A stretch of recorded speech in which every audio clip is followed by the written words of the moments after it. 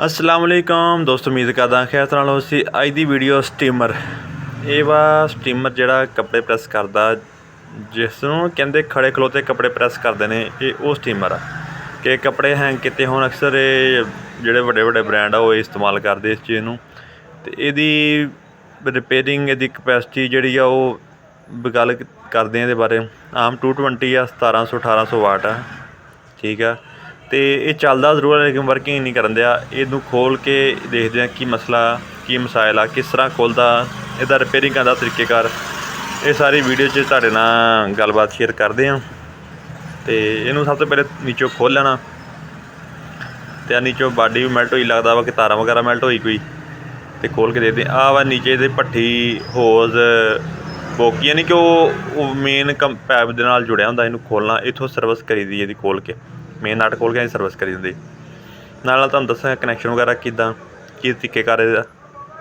तो वीडियो अच्छी लगे तो चैनल लाजमी सबसक्राइब करियो, तो बैल आइकन भी दबाओ ताकि वीडियो अपलोड करे तुहाडे कोल पहुंच जाए। आह इहदा वेट हुंदा ब्लैक कलर का, ठीक है, यानी कि उपर जिहड़ा राड हुंदा उहदा वेट, कपड़े का वेट, उन दोनों ही बैलेंस करता।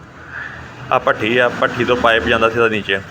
आ दो बटन लगे, एक हाई स्पीड एक लो स्पीड, वो भी तुहानूं मैं दिखाना अगे, ठीक है। आ डायोड लगा इहदे विच, ते अगे आ चीज़ का एलीमेंट लगा। तो ये भट्ठी भी इन्हें कहते हैं चैंबर वगैरह, यानी कि इत्थों पानी स्टोर भी हुंदा, तो इत्थों ही बनती स्टीम इहदी, इत्थों बाहर निकलती। इनू खोलते बाहर कढ़ के सर्विस करते हैं, चैक करते एलीमेंट वगैरह, तो क्यों नहीं वर्किंग करता, क्यों नहीं गर्म करता। आ डायोड लगे जो स्पीड नूं घट करते। नीचे वाला बटन जिहड़ा, और नीचे वाला बटन जिहड़ा लो आ, अद्धा चलदा, यानी कि अद्धा पूरा, यानी कि उत्थे 9-10 एम्पेयर आ, इत्थे 5-6 एम्पेयर इहदे बनदे आ। हाई लो यानी कि जिन्नी जरूरत है उन्ना। पाइप वगैरह सारी पानी भट्ठी के अंदर जाता। इनू खोल के तो बाकी अगला प्रोसीजर करते हैं, यानी कि एडा मुश्किल कोई नहीं, सिर्फ नाम रूटीन च जो काम आ वही तो होंदा वा। जिस तरह स्टीम वाली इस्त्री जी नहीं, वो उही चीज़ है तकरीबन सेम। ये वास्ते उपर 4 पेज खोल लिया, आ नीचे वाला खोल के बाहर कढ़ लिया, आ भी खोल लैने आ। तुहानूं मैं दिखाना ये अंदर, यानी कि स्केल वगैरह किन्नी जमी हुई है, जिहदा करके ना ये पानी ना गुजरदा, ना वो स्टीम बनांदा, ना कोई वजह बनती। आ थल्ले आ नट जिहड़ा जिथों सर्विस करी दी है, खोल के वो खोलते हैं, बहुत ज़्यादा टाइट सीगा, उन्होंने खोलते बाहर। यानी कि अगर पानी गंदा होवे, पानी खारा होवे ना, तो ये मसले मसाइल उदों बनते हैं। तो इनू अगाहे बकाए दी ना, यानी कि वक्तन की सर्विस कर देना चाहिए। हुण दोनों यानी एक पासे पाइपरां च, एक पासे स्क्रू रेंच पा के दी सर्विस खोलने आप ही हिसाब लाओ किन्ना टाइट होना। तो खोल के तुहानूं मैं दिखाना, अंदर स्केल किन्नी जमी है, स्केल जमी है तो पानी ने कित्थों गुजरना, खेत स्वाह पर स्केल तो जम जाती। इस तरह जिद्दां चाक मिट्टी होंदी आ चीज़ आ, स्केल ने अंदर भी ब्लाकी की हुई है सारी। हाँ जी, जिहदे विच ना मसला मसाइल सारा कर रहा सीगा ना, देख सकते तुसीं सारा। हुण खोल के नोजल वगैरह खोल के उपरों एलीमेंट के कनैक्शन खोल के इनू बाहर कढ़ते हैं, चंगी तरह की सर्विस करते हैं। तो हो सके तेज़ाब नाल भी धोवांगे, जे अगर वैसे उतर गई तो ठीक आ, सर्विस करके तो इनू फिर फिट करते हैं बाद चों। तो नाले देखते हैं चलदा भी कि नहीं चलदा, की मसला, सारा कुछ ना इनू देखते हैं वीडियो। ਜਿਹੜੇ दोस्त आप चैनल पर नवे आए हो, चैनल लाजमी सबसक्राइब करो। इस तरह रिपेयरिंग के तलक वीडियो अक्सर अपलोड करते रहीदा वा। रिपेयरिंग तकरीबन हर किस्म की रिपेयरिंग आ। हुण इनू खोल लिया सारा ही, अर्थिंग वगैरह भी खोल लैनी इहदी। ते चैनल नूं लाजमी सबसक्राइब करियो। जे कोई वाधा घाटा कोई गलबात होवे तो कमेंट करियो, ताकि कुछ सीखण नूं मिले, कुछ सिखाउण नूं मिले। आज मुकम्मल भट्ठी का कमाल है, ये बारों बार एलीमेंट है, जिस तरह इस्त्री दे विच एलीमेंट होंदा इस तरह ये एलीमेंट आ। तो आ सारा स्केल के अंदर जमिया होया सीगा, जिहड़ा पानी गुजरन नहीं दिंदा, तो पूरा सर्कुलेशन होने नहीं दिंदी, तो वो काहदा काम करे। इनू खोलते बाहर, खोल के इनू सारा वाश करते हैं, बाहर कढ़ते स्केल वगैरह। इहदे अंदर ना जैन वगैरह, इहदा PVC, ये सारे हाई टैंपरेचर आ, यानी कि अगर कोई मसला मसाइल बन भी जाए ना, ये मैल्ट नहीं होंगे, सारे हाई टैंपरेचर होंगे। हुण जी स्केल वगैरह निकलती पई सारी उस पानी की, आम जिस तरह पानी घर दे विच उबाली ना, तो वो किनारे उत्ते वाइट वाइट जिहा लग जाता, वो चीज़ आ। पानी उबल के ना, तो इहदा स्केल आ, खारापन, नमकियात, वो सारे आ इस जमा होए हुए। मैं सारा इनू साफ करता वा, तो साफ करने तो बाद इनू बेहतरीन जिहा करके तेज़ाब नाल वाश करांगे। ਤੇ ਵਾਸ਼ ਕਰਕੇ ਫਿਰ ਚਲਾ ਕੇ ਚੈੱਕ ਕਰਦੇ ਹਾਂ ਕਿ ਹੁਣ ਕੀ ਰਿਜ਼ਲਟ ਆ ਜਾਂ ਐਲੀਮੈਂਟ ਦਾ ਡੈਮੇਜ ਹੋ ਗਿਆ, ਕਿਉਂਕਿ ਦੋ ਹੀ ਸੂਰਤਾਂ ਹੋ ਸਕਦੀਆਂ, ਜਾਂ ਤਾਂ ਪਾਣੀ ਗੁਜ਼ਰ ਨਹੀਂ ਰਿਹਾ ਤਾਂ ਤੇ ਜਾਂ ਫਿਰ ਉਹ ਹੁਣ ਕਰ ਲਿਆ ਇਹਨੂੰ, ਕਿਉਂਕਿ ਜਿਹੜਾ ਸਕੇਲ ਜਿਹੜਾ ਹੁੰਦਾ ਨਾ ਇਹ ਐਲੀਮੈਂਟ ਵਗੈਰਾ ਸਿਲਵਰ ਵਗੈਰਾ ਨੂੰ ਡੈਮੇਜ ਕਰਦਾ। ਹੁਣ ਆਹ ਰਿੰਗ ਰੱਖਣ ਹਾਈ ਟੈਂਪਰੇਚਰ ਰਿੰਗ ਹੁੰਦਾ PVC ਅਤੇ ਐਲੂਮੀਨੀਅਮ ਦੇ ਦਰਮਿਆਨ ਅਤੇ ਸਿਲਵਰ ਦੇ ਦਰਮਿਆਨ।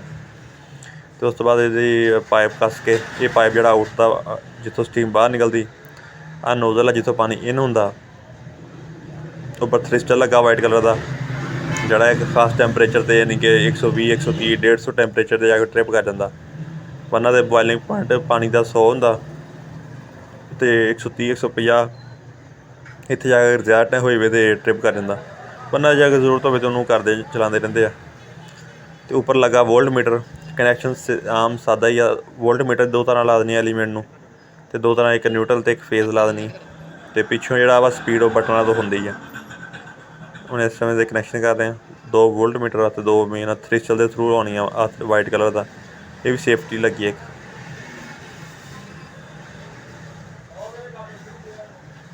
ਇਹਦੇ ਕਨੈਕਸ਼ਨ ਕਰਦੇ ਨੇ।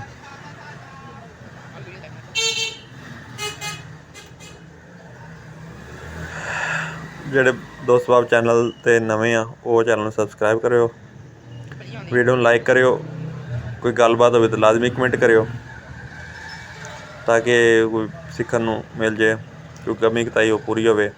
ਇਹਨੂੰ ਹੁਣ ਟਾਈਟ ਕਰਦੇ ਹੋ ਚੰਗੀ ਤਰ੍ਹਾਂ ਦੋਨੋਂ ਨਾਟੇ ਦੇ, ਠੀਕ ਹੈ। ਅਤੇ ਹੁਣ ਇਹਨੂੰ ਪਿੱਛੋਂ ਬਹਿ ਕੇ ਕਵਰ ਕਰਦਾ, ਕਵਰ ਕਰਕੇ ਤੁਹਾਨੂੰ ਚਲਾ ਕੇ ਦਿਖਾਉਂਦਾ।